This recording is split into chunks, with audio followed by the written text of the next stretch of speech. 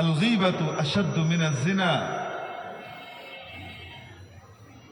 গীবত জিনার চেয়ে ভয়ঙ্কর। অথচ জিনা কত ভয়ঙ্কর কাজ আপনারা আমরা সকলেই জানি। জিনাকারী যারা এই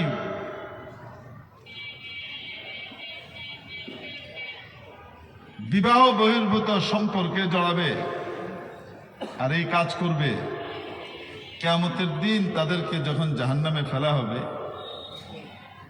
হাজির করা হবে, তাদের গোপনাঙ্গ দিয়ে এমন দুর্গন্ধ বের হবে, গোটা হাসরবাসী অতিষ্ঠ হয়ে যাবে।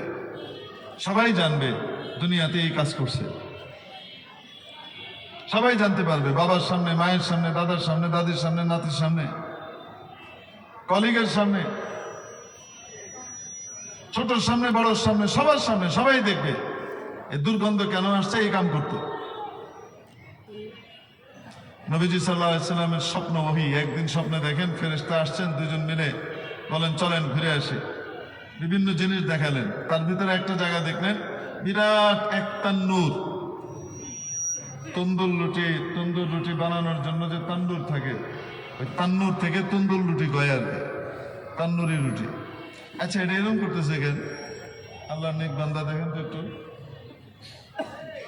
হ্যাঁ মুরব্বী একটু দেখেন। তো এরকম তান্নুরের মুখটা থাকে ছোট, পেটটা থাকে এরকম পিপের মতো বড়, বিশাল বড় এরকম একটা তান্নুর, যার মুখটা একেবারে দাইয়ের ছোট, আর ভেতরে আগুন জ্বলছে। তার মধ্যে কিছু উলঙ্গ নারী পুরুষকে ফেলে দেওয়া হয়েছে, আর তারা ওটার ভিতরে জ্বলতে জ্বলতে তাদের ডাক চিৎকারে, আগুনের তীব্রতা এত বেশি, ধাক্কায় একদম মুখের কাছাকাছি পর্যন্ত চলে আসে। তো সে মনে করে যে এই মুহূর্তে আমি ধরে কোনো মতে হয়তো বেরিয়ে যাব। যখনই সে মুখের কাছাকাছি এসে একদম বেরিয়ে যাওয়ার উপক্রম হয়, আগুনের আরেকটা শিখা এসে তাকে পেঁচিয়ে নিচে নিয়ে যায়। এইভাবে এই নারী পুরুষদের আগুনের মধ্যে আযাব চলছে। জিজ্ঞেস করলেন এটা কি? বললেন সামনে চলেন। পরে যখন নবীজি ব্যাখ্যা করেছিলেন, সেই ব্যাখ্যা করেছিলেন সেটা হলো এই যে ফেরেশতারা নবীজিকে বলে দিয়েছে ওই তান্নুরের ভিতরে উলঙ্গ যে নারী আর পুরুষকে জ্বলতে দেখেছেন, তারা হলো যারা দুনিয়াতে ব্যভিচার করত, জিনা করত।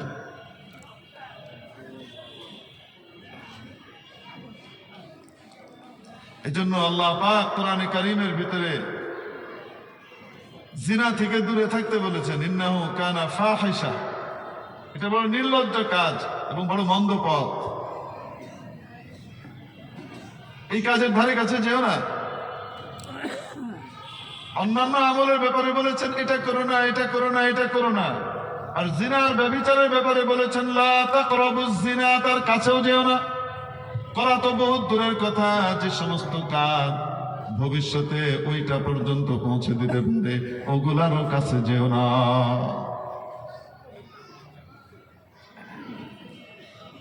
জিনা কত ভয়ঙ্কর! সামনে 14ই ফেব্রুয়ারি আসছে, অনেকে অনেক রকমের প্রিপারেশন নিচ্ছে। যদি জানতো, যদি বুঝতো, কখনোই এদিকে পা বাড়াতো না। এটা একটা অভিশপ্ত দিন হয়ে গেছে। গোটা বাংলাদেশে সারা বছর মিলেও মনে হয় কোন এমন একটা দিন পাওয়া যাবে না যেই দিনে আল্লাহকে মানুষ এই পরিমাণ অসন্তুষ্ট করে, যেই দিন এই 14ই ফেব্রুয়ারিতে যেটা করে।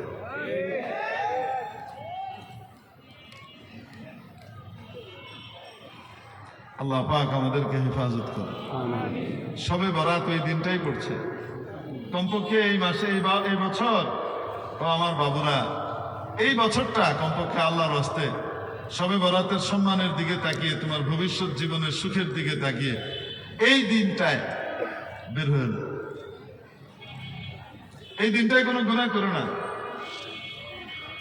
বয়ফ্রেন্ড তোমাকে সুখ দিতে পারবে না, গার্লফ্রেন্ড তোমাকে সুখ দিতে পারবে না, তোমার প্রেয়সী তোমাকে সুখ দিতে পারবে না। সুখের মালিক তো আল্লাহ।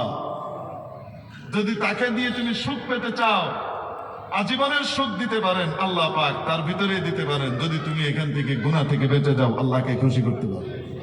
ঠিক। তো জিনা কত ভয়ঙ্কর গুনাহ।